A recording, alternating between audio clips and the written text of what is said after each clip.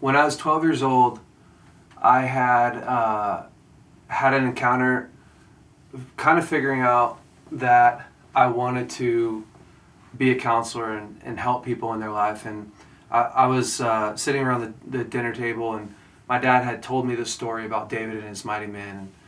Long story short, like, if you've ever heard of David and his mighty men, it's pretty phenomenal. Like, David was on the run, hiding for his life, and his mighty men were all these outcasts, like all these guys that had, killed people, so there's like murderers, there's people that are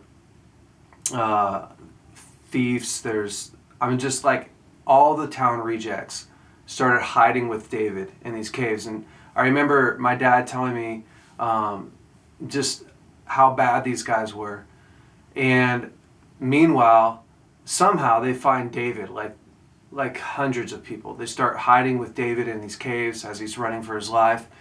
And what happens over the course of time is David ends up transforming these men into his mighty men. Now, the crazy part about this story is, like, one guy who used to be a murderer, turns out like that guy, after being transformed back into like his God-given identity, he's now like the craziest fighter in history. Like, one guy could take on 1,000, two guys could take on 10,000. Like, these guys for fun would just take on like wild animals, jump in a pit, kill a lion on a snowy day. You have these crazy stories. So I remember being like 12 years old, and my dad's telling me this story, which is pretty riveting. If you've ever heard my dad tell stories, it's pretty phenomenal. And so I'm just like locked into his story. And at the end of it, I realized, like, I want to do that. I want my life to be about that. And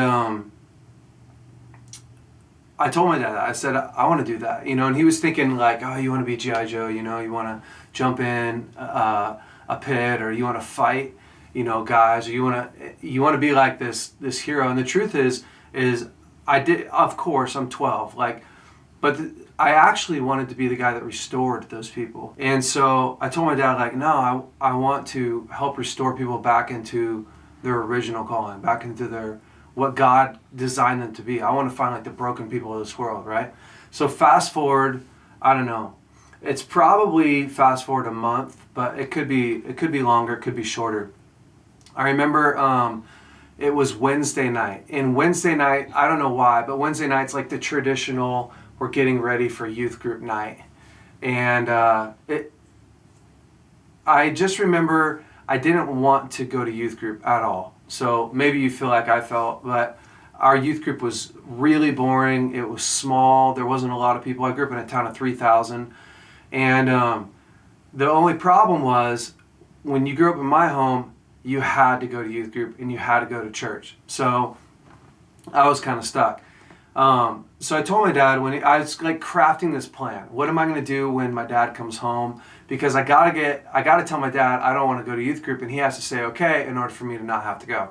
So my dad comes in the door, and I'm like, hey, I need to talk to you. Again, at a young age, I'm telling my dad, like, I don't want to do what you think is best for me. So we sit down inside of his room. We sit on the bed, and I can still remember it to this day. Like, I'm sitting on the left, my dad's sitting on the right, and I say, well, Dad, I don't want to go to youth group tonight.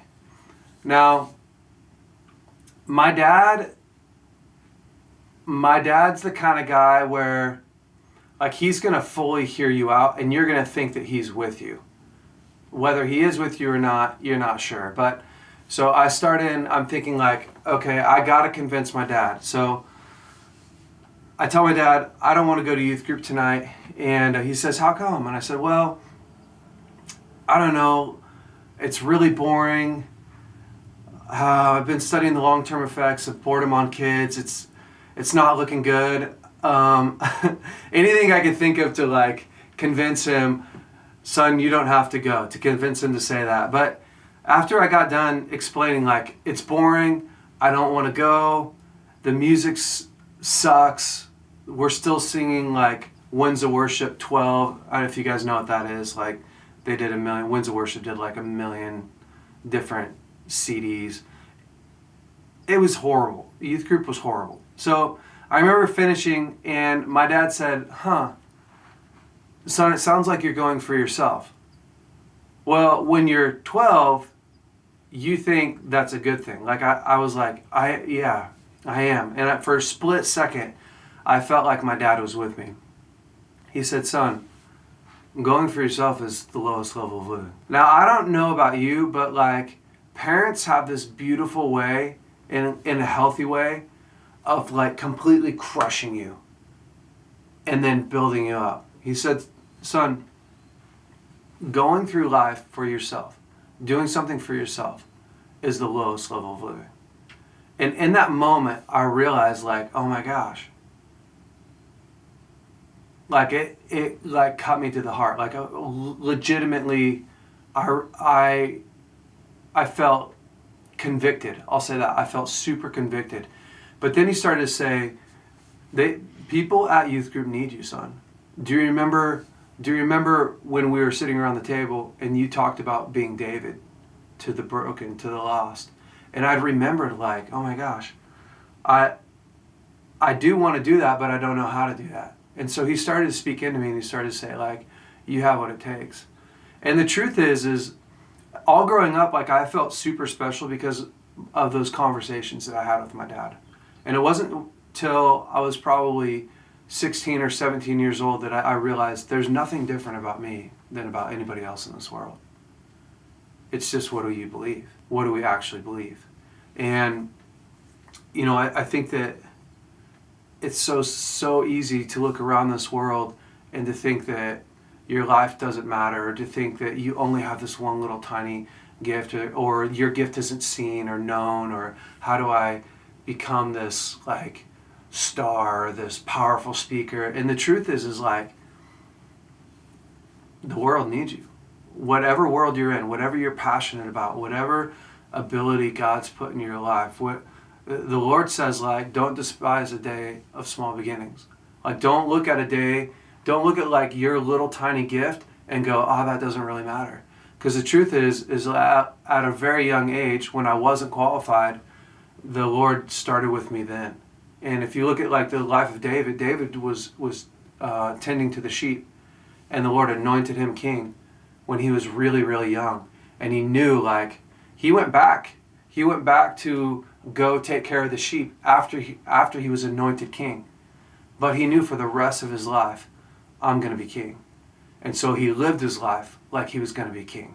He killed a lion, he killed a bear, he killed Goliath. I mean, he lived his life taking risk, following God, because he knew my life matters.